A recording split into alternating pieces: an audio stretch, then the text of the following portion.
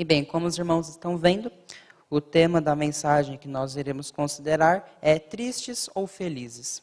E bem, a tristeza, a felicidade, ela é um tema bem antigo e bem profundo, né? É o tema de cientistas, de filósofos, de teólogos, de psicólogos. Bom, eu não sou nada disso. Eu não sou cientista, não sou psicólogo, teólogo, nem nada disso, e muito menos experiente.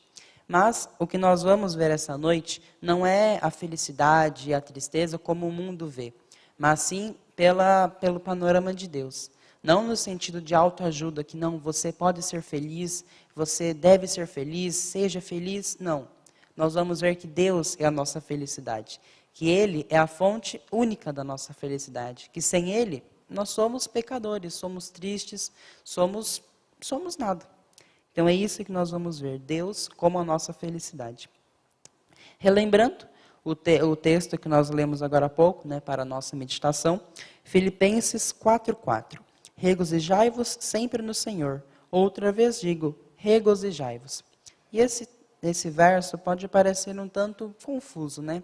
Como eu tenho que estar feliz a toda hora, a todo momento? É isso que Deus quer? Não importa o que aconteça, eu tenho que estar sorrindo, eu tenho que estar feliz. Me assaltaram, eu tenho que rir feliz. Oba, me assaltaram. Ou um parente meu morreu, não, eu sou um cristão, então eu vou ser feliz, vou sorrir, vou cantar. Será que é isso que a Bíblia diz? E ainda mais, como ser feliz num mundo desses? Nós sabemos como está o mundo. É um mundo cheio de tristeza, de dor, de pecado, de morte, de angústia. Como nós vamos ser felizes nesse mundo? Em Isaías, no capítulo 24, versos 4 e 5, fala um pouco sobre como está a situação do mundo. Eu convido os irmãos que abram suas Bíblias, ou acompanhem pelo celular, mas vamos acompanhar juntos a leitura do verso. Isaías, capítulo 24, versos 4 e 5. Nós sabemos, né, como está o mundo, mas vamos ver o que a Bíblia diz sobre a real situação do mundo. Diz assim: a terra pranteia e se murcha, enfraquecem os mais altos do povo da terra. Na verdade, a terra está contaminada por causa dos seus moradores, porquanto transgridem as leis, mudam os estatutos e quebram a aliança eterna. E é realmente isso que nós vemos, né? Mundo cheio de pecadores, e nós mesmos somos pecadores. Mundo cheio de morte, de assaltos, de choro, de tristeza. E como nós vamos ser felizes em meio a isso? Como? Isso pode parecer uma coisa impossível. E para o mundo sem Deus, realmente é. Porque o mundo não tem esperança. Eles não têm um Deus para se apoiar, não tem esperança, não tem nada. Eles ficam em meio no mundo, buscando uma felicidade que acaba rápido, uma felicidade sem sentido, uma felicidade que não é duradoura, e fica nisso, uma vida sem sentido. Mas nós que somos cristãos, nós podemos ter a verdadeira alegria, porque nós temos um Deus, nós temos uma esperança além desse mundo. Nós sabemos que esse mundo é passageiro e que Deus vai estar conosco sempre, nos ajudando em todas as nossas dificuldades. Em Deuteronômio, capítulo 1, versos 30 e 31, vamos ler. Deuteronômio, capítulo 1, versos 30 e 31. Deuteronômio 1, 30 e 31. Diz o seguinte: o Senhor vosso Deus, que vai adiante de vós, Ele por vós pelejará, conforme a tudo o que fez convosco, diante de vossos olhos no Egito, como também no deserto, aonde viste que o Senhor teu Deus, nele te levou, como um homem leva seu filho por todo o caminho que andastes, até chegardes a este lugar. Aqui, o povo de Israel estava quase chegando na terra prometida. E Moisés relembrou, né, que Deus tinha tirado eles do Egito e tinha carregado pelo deserto como um pai carrega o seu filho. E é assim que Deus nos ajuda também. Em meio a esse mundo cheio de tristeza, de dor, nós não temos que suportar nada. Não somos nós que vencemos esse mundo. Mas Cristo já venceu. Deus nos leva no colo como carrega um filho. Ele nos abraça, Ele nos acolhe. Ele nos dá toda a segurança e toda a ajuda que nós precisamos. E mesmo que aconteçam coisas ruins na nossa vida, nós sabemos que é isso que vai acontecer, né? Porque estamos no mundo de pecado. E Deus pode transformar isso em bem. assim como aconteceu com José. Ele estava ali com sua família, estava bem, seu pai o amava, e do nada ele era escravo numa terra estrangeira. Mas mesmo assim, Deus o fez virar governador, o que fez ajudar o Egito, sua família, e foi bênção para muitas pessoas. Então, mesmo em situações difíceis, Deus ainda pode transformar a nossa vida. Deus ainda pode nos ajudar, nos abençoar. E quando nós sofremos perseguição? Será que isso também é motivo de felicidade? Será que nós só devemos ser felizes quando tudo vai bem?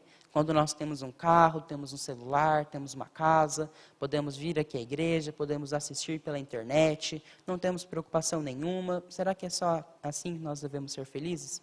Se fosse assim, seria impossível de ser feliz, né? Porque nosso mundo é de pecado e nós somos perseguidos a toda hora. Somos ridicularizados, zombam de nós, não entendem porque nós somos assim, mas Deus já avisou que isso iria acontecer. Mesmo nas perseguições, mesmo nas dificuldades, nós ainda devemos ser gratos a Deus. E nós ainda podemos ter a felicidade que Deus nos dá. Vamos ler o que se encontra em Mateus, capítulo 5, versos 11 e 12. Mateus 5, versos 11 e 12. Mateus 5, 11 e 12. Diz o seguinte: Bem-aventurados sois vós, quando vos injuriarem e perseguirem, e mentindo, disserem todo mal contra vós por minha causa. Exultai e alegrai-vos, porque é grande o vosso galardão nos céus, porque assim perseguiram os profetas que foram antes de vocês. Então vejam, aqui Jesus fala que mesmo nas dificuldades nós devemos ser alegres e felizes, porque nós estamos sofrendo por Cristo. Nós não estamos sofrendo por uma mentira, por algo que nós nem acreditamos ou por algo vazio. Nós estamos sofrendo por Cristo, o que morreu por mim e por você na cruz.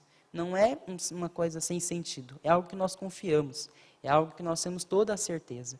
E se os profetas, se os patriarcas e até o próprio Jesus foram perseguidos, quem somos nós para reclamar?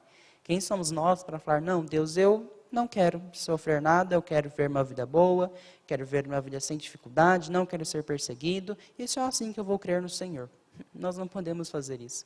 Se os nossos antepassados e o próprio Cristo sofreram perseguições, nós que somos seguidores de Cristo também sofreremos perseguições. Mas Deus não nos deixa sozinhos, só para lutar com as nossas próprias forças. Deus está ao nosso lado em todos os momentos. Ele nos dá o seu abraço consolador. Ele nos envia pessoas, textos e diversas coisas para nos ajudar, para nos abençoar, para nos devolver a alegria e a esperança. E nós temos uma recompensa nos aguardando no céu, né? Nós não sofremos à toa nesse mundo. Cristo prometeu a coroa da vida para aquele que vencer. Em João 16, 33, um verso que nós conhecemos, né? João 16, 33. Vamos ler. João 16, 33. João 16, 33 diz o seguinte: Tenho-vos dito isto, para que em mim tenhais paz. No mundo tereis aflições, mas tende bom ânimo. Eu venci o mundo. Então vejam, aqui Jesus fala isso para que vocês tenham paz. Não temais, porque eu venci o mundo. Por tudo isso que nós estamos passando, que nós vamos passar, Jesus já passou. Ele já caminhou por esse caminho que nós estamos caminhando.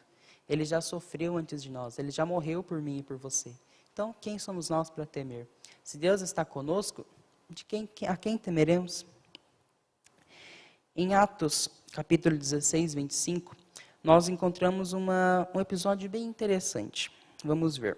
Atos, capítulo 16, verso 25. Um episódio da vida de Paulo bem interessante. Atos 16, 25.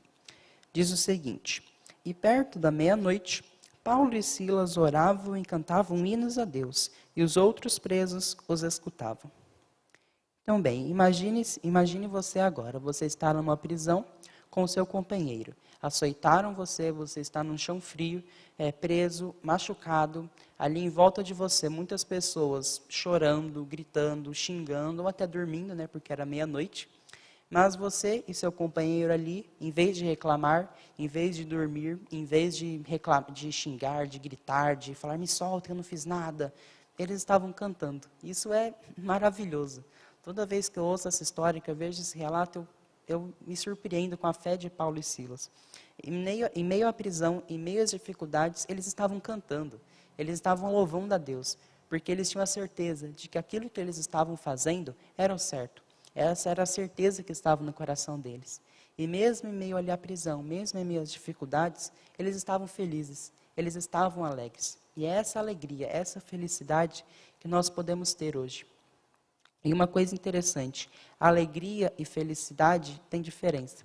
A felicidade, ela está ligada a algo passageiro. Então agora eu estou feliz porque estou na igreja, estou em meio aos meus irmãos. Mas daqui a pouco eu posso estar triste porque meu carro quebrou, porque qualquer coisa aconteceu, um parente morreu, qualquer coisa.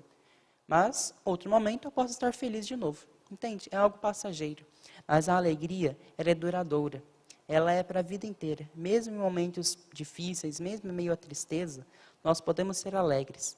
Porque nós temos uma esperança. Nós temos a esperança em Deus. Nós temos um Deus que nos ajuda. Que, como nós vimos agora há pouco no verso de Deuteronômio, nos carrega como um filho, como um pai, carrega o seu filho em seus braços. Ele nos ajuda, nos dá a sua mão com todo amor e fala, vem filho, vem, eu te ajudo, eu vou te ajudar, você não está sozinho. Então, mesmo em meio às dificuldades, mesmo em meio às perseguições, Deus está conosco. E se nós morrermos, então é o fim? Não. Vamos ver em João, capítulo 11, verso 25. João, capítulo 11, 25. João 11, 25, diz o seguinte: Disse-lhes Jesus, eu sou a ressurreição e a vida. Quem crê em mim, ainda que esteja morto, viverá. Então, mesmo a morte não é o fim para nós. No mundo, quando alguém morre, acabou.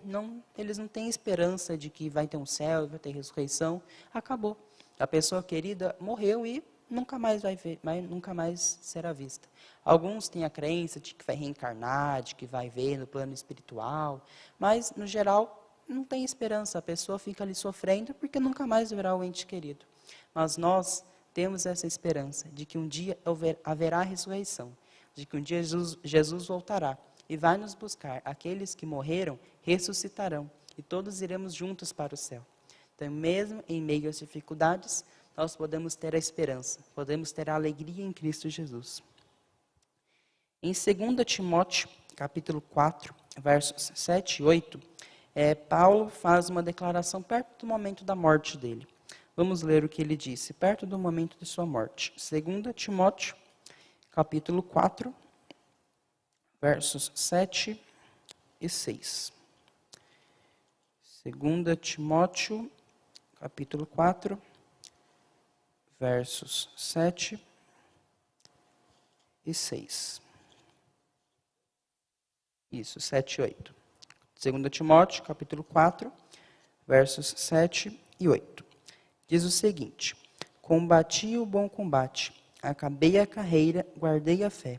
Desde agora a coroa da justiça me está guardada, a qual o Senhor, justo juiz, me dará naquele dia, e não somente a mim, mas também a todos os que amarem a sua vinda.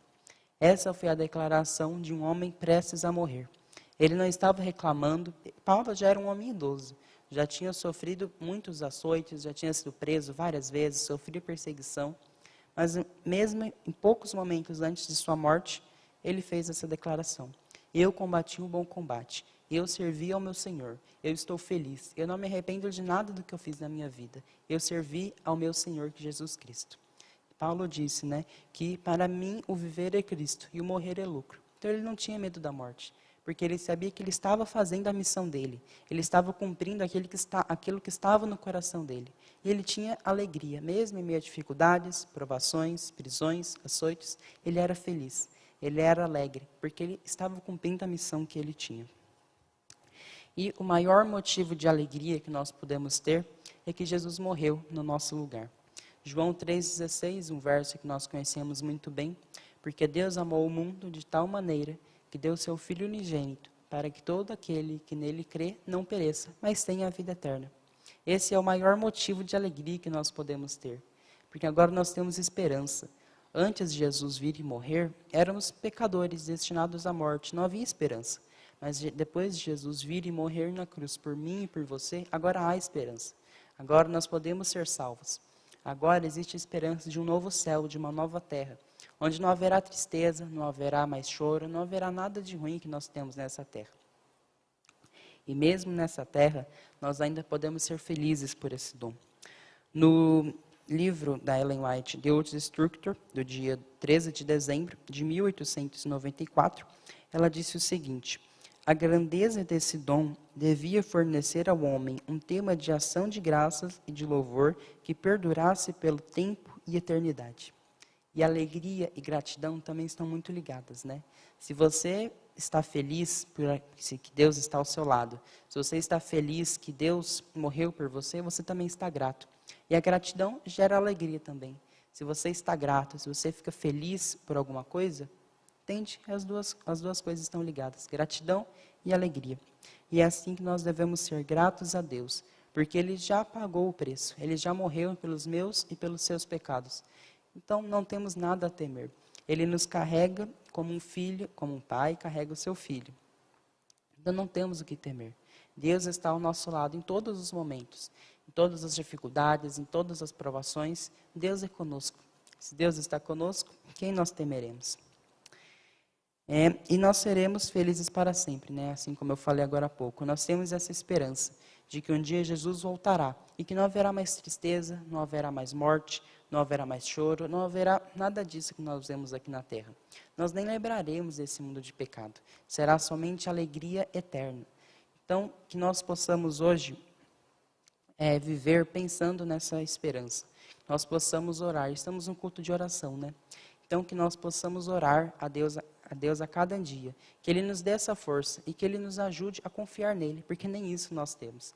Nós precisamos da ajuda dele para confiar em Deus, para que nós possamos ter essa alegria, que nós possamos sentir a presença de Deus na nossa vida, que nós possamos ser alegres nessa terra, mesmo em meio às dificuldades, e mostrar essa alegria para o mundo, mostrar que o cristão não é uma pessoa triste, mas ele é a pessoa mais feliz desse mundo, porque ele não está só, ele tem um Salvador, ele tem um libertador, alguém que morreu por ele na cruz, que já pagou pelos seus pecados e que vai voltar em breve.